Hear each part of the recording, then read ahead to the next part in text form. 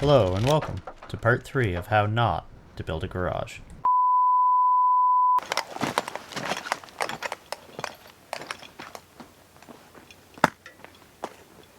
Well, things have changed a bit since last time. I had to go away and make some money, so it's now cold, my favorite. But let's start framing. The first part of this adventure would be laying out the top plate and the bottom plate, marking your holes and drilling it for the studs that come from the concrete. So I went ahead and did this. Taking the time to do a good layout will save you a lot of headaches in the long run. The bottom plate is pressure treated, where everything else is just standard spruce. The walls are going to be 9 feet high, because with my 1-foot knee wall of concrete where the floor is supposed to be, I'll end up with 10-foot interior height. Another little thing that comes in handy is paying attention to the crown of the lumber, which side is high, which side is low, and always putting your crowns the same way. One of the bigger challenges with this build was that there is no floor to work off of, so I had no level surfaces, which meant I had to improvise and give myself something to work off of so that I could actually build a wall. As you can see, I pounded in a stake and just gave myself kind of a weird sawhorse, I guess. When you're framing a wall, you want all the crowns on the 2x4, when you're framing anything for that matter, to be facing the same way. So I was just going through and making sure everything was going the right way. Then using my handy dandy air nailer from Canada Garbage, I pounded in 3 12-penny nails into each 2x4. I continued doing this with the stud 16-inch on center until I had enough of the wall done that it would hold 3 sheets of plywood. I figured that was about as much as I could handle. Also conveniently was where the door was. After the framing was done, it was time to do some sheeting. I got your favorite. Meatball? Yeah, right on. Here I'm getting Steph to help me lay out the chalk line. You miss a lot less nails that way, and then I can go through with the air nailer and just pound all these sheets down. I'm nailing down the sheets every 4 inches on the edges and every 6 inches in the center. The nails I'm using are 2 1/4 inch and galvanized for anything that has to go in the base plate, because the base plate is pressure treated and you never want to put anything except galvanized nails in pressure treat or you will have rust and no holding. Now it's time to raise the wall. I thought this was a good idea, and then I got hung up on the studs. I ended up having to pound a stake into the ground and using a chain fall pull the wall back, but while doing that I scored up the base plate a little bit. It really just was a bad way to do that. That did not go well. New plan, I think. I'm gonna strap this down and go have a thinking juice. After the old Quebecois breakfast, it was on to the next wall. Again, 3 nails in the end of each stud, and I'm using an adjustable wrench to help me straighten things out here and there because, let's face it, lumber warps. And once again, galvanized nails on the base plate. These ones are 3 1/2 inch, really want that holding power.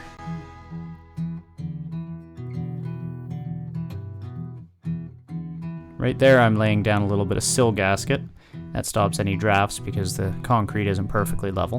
And then, like anything, corner to corner, square it up. I wanted it within a 1/16, and I put 1 sheet on this wall just to hold it because I realized that the way I raised the other wall didn't work, so this one a lot easier.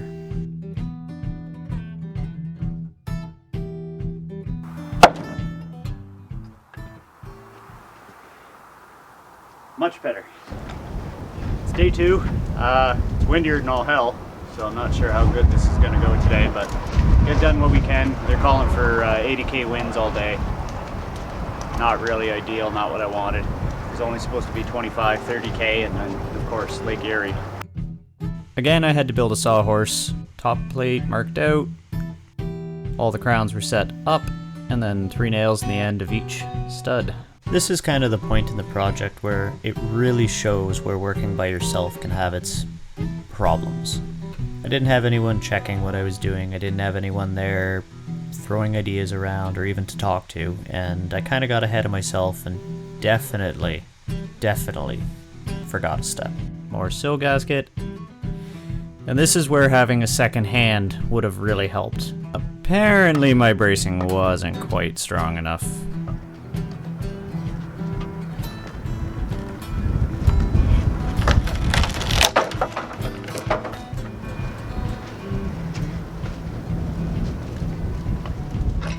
So after that fiasco, I thought, well, that one's laid up and out of the way, I may as well start on the last bit of the aft wall. So marking out top and bottom plates again, drilling some holes for the studs, and some more framing. A lot of this could have been done much more quickly if I would have had flat ground to work on, but as you can see, I didn't really have a whole lot. When you're working by yourself, having the right tools is definitely important, and my air nailer was absolutely indispensable in this project. I was even thinking of reviewing it. One thing I forgot to mention is that you triple your studs in the corners so that you have something to nail your sheeting to on the inside and the outside when it's all said and done. Not to mention the added rigidity in the corner of the building where you really do need it. And with this wall, I decided to do a little more sheeting. While the last wall did work out well with only one sheet on it, I knew I was going to have help raising this one the next day.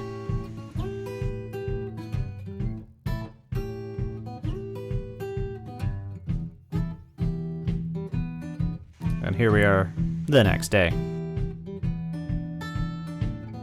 With 2 people and proper bracing, that went very easily. What you see me doing now is adding the doubler on the top plate. This adds a whole lot of rigidity and ties all the wall sections together to make one wall. Sort of like lasagna, the more you stack, you still only have one lasagna. So once again I thought, well, skid steer didn't work once, so let's try it again, you know, definition of insanity, right?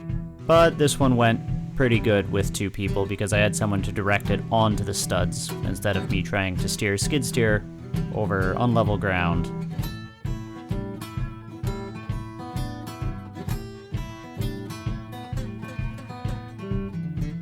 My buddy Carlos came by and we decided to frame this whole wall as one because I knew we'd have lots of help to raise it.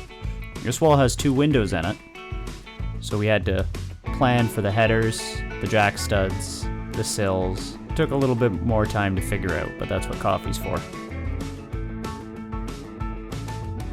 For those who don't know what jack studs are, they're the short studs that don't go all the way up to the top plate that carry the headers, so they basically carry the load around the window. That way you don't end up with a deformed window or broken wall or no wall. I think you get the picture. In there is the jack studs going in. Those support the header. The header is 2 2x6s nailed together with a 1/2 inch piece of plywood sandwich in the middle to bring them to the same width as the 2x4s.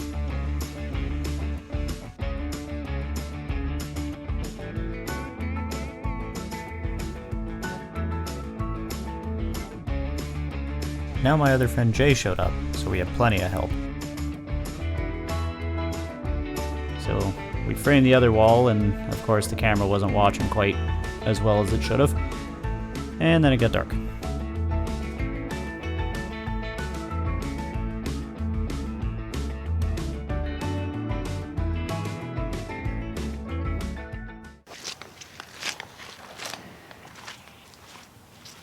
So I think first I owe you guys an apology because I had the camera off for the last 2 days because I don't know what I was doing. Somehow I didn't record a damn thing.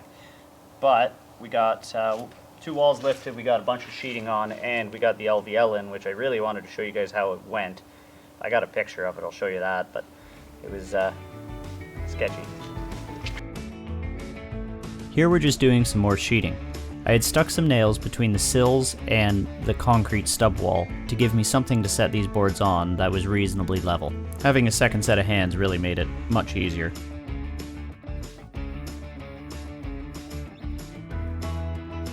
And now we're on to my OSHA approved work stand.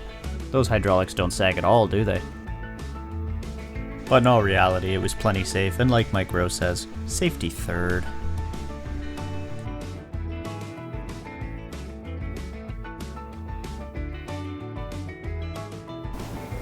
So, we've got the LVL in, we got everything framed.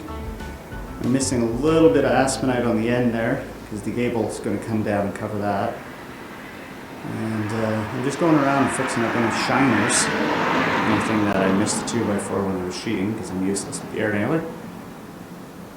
And straighten the walls, and cut some doors and windows out. So for the trusses, we knew it was going to be a battle. The first one I put up by myself there waiting for Carl to show up, and it sucked. It was horrible. These things are miserable to move by yourself. But after we got the first one or two up, we came up with a pretty interesting system of how to do it. Basically had Carl run me back and forth, pick up the next truss, and then just slide it on in.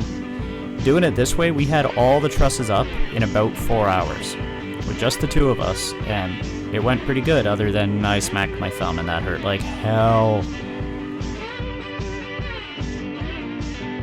By this point, it had started snowing.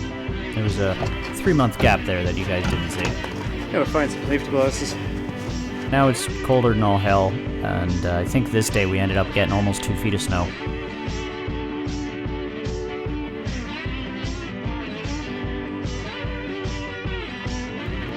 I'm building the ladder plates up now for the gable ends, and that's what gives you your lookouts, the little part that hangs over. This isn't the way that some people did it, but I did it with GRK screws, and it worked out good, and I'm pretty happy with how it all turned out, actually. There's 2 GRKs in each one of those standoffs, so I doubt this thing will sag, but just to be sure, I strapped it at the end.